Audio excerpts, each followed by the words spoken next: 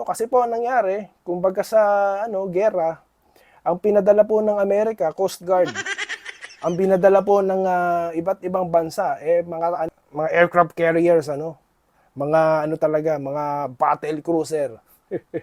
So ang Amerika pa, dadali na ba nila ang kanilang Nimitz?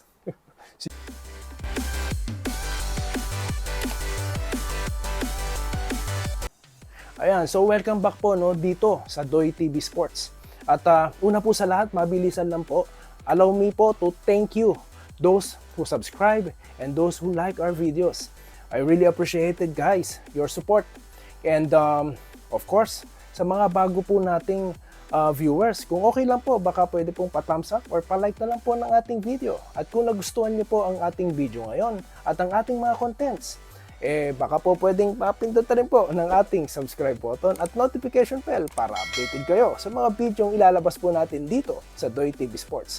Okay, ang topic po natin ngayon ay, of course, lagi tayong nagmamadali, mabilis ang update lang po ito. Para po i-congratulate lang ang Canada. Ayan. Bakit tayo masaya? Well, syempre, masaya tayo para sa Canada. Dahil ito ang kanilang unang medalya, At hindi lang po basta-basta, ang kanilang tinalo.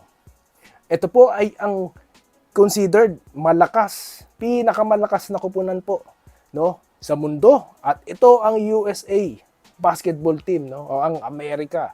Kaya nga po sinasabi nila, bakbakan daw po ito ng mga North Americans. Ayan. At yun nga po, marami pong bagay ang napansin sa nangyari pong match na yan. Mga ilang punto, nababanggitin po natin ngayon. Kung saan tinalo nga ng Canada ang America or USA basketball sa score na 127 at 118. Despite po ng tira ni Bridges para po magkaroon ng bridge at maging OT ang laban, ayan, para sana may chance na talunin nila itong Canada, pero hindi po, talagang nahirapan pa rin sila. Dahil nga po dito sa pagsasaka ni puwersa ni Dillon Brooks at ni Shai Gilgeous-Alexander ng Canada, meron po silang combined 70 points. O biruin mo yan. So kahit po talaga, puro NBA ang player mo, wala. Bagamat, ang kanila pong matchup parang NBA style na po, di ba? Kumbaga doon sila nilabanan ng Canada. Despite na ilan lang silang NBA players doon, sila Olynyk, Shai Gilgeous-Alexander at ito pong si Dillon Brooks, Pero yun nga po, natalo po ang Amerika. So yan po ang ilan sa mga punto. Ang first medal po ng Canada sa diyan po sa FIBA. Yun pong upset nila sa Amerika. Yan po ang pangalawa, 'di ba? Mabigat po 'yan kasi po inaasahan natin na Amerika maghahari diyan. Bakit? Kasi nga syempre, bukod sa mga player, ang isa po sa pinakamagagaling na coach ang humahawak sa kanila, Yan po ay si Steve Kerr at si Erik Spoelstra, 'di ba? At sa Canada naman po, matindi po itong si Dillon Brooks at itong kanilang tandem na si Shai Gilgeous-Alexander dahil wala pong sagot ang Amerika, Pero mo, despite the height that they have and the skills that they have, wala po silang sagot sa dalawang ito. Biruin nyo, 70 points, di ba? Di ba?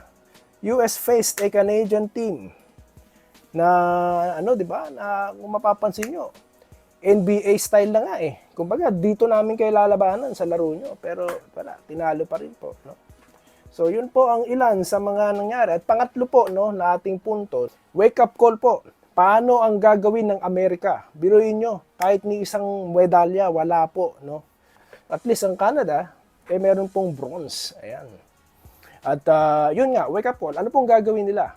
Dito po, sa sa papalapit na Olympics. Yan. Paano kaya ang gagawin nila? Kasi nga, biruin mo, natalo sila ng Lithuania. Dinilaan pa nga si Reeves. Tapos ngayon, tinalo sila ng Canada. So talagang, talagang matinding paghahanda ang dapat nilang gawin. So paano yan? Anong gagawin nila? Kasi po ang nangyari, kumbaga sa gera, ang pinadala po ng Amerika, Coast Guard. Ang binadala po ng iba't ibang bansa, mga aircraft carriers, Mga ano talaga, mga battle cruiser. So ang Amerika pa, dadali na ba nila ang kanilang Nimitz?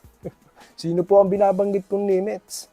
Well, yan po bang si Steph Curry, babalik at maglalaro? At yan po kayang si Durant. At ang iba pa pong mga NBA players talaga, ng mga superstars. No? Yan po ang ating aabangan. At sa ating susunod na pag-uusapan guys, may kinalaman pa rin po dito sa Amerika, sa Team USA, dahil lahat po halos ng mata ay nasa kanila. No? Dahil nga sila ang inaasahan na talagang lalaban para sa gold. Ay ito na po ba ang mangyayari din sa Amerika, dyan po sa mangyayaring Olympics. Ayan. O sunod-sunod na po ba ulit ang kanilang pagkatalo? O muli silang babangon? Yan ang ating pag-uusapan sa mga susunod nating content. At magkita-kita po tayong muli. Dito lamang po sa Doy TV Sports. At muli, maraming salamat po sa inyong suporta. Salamat po sa panonood. Subscribe na para sa mga susunod na basketball at boxing videos.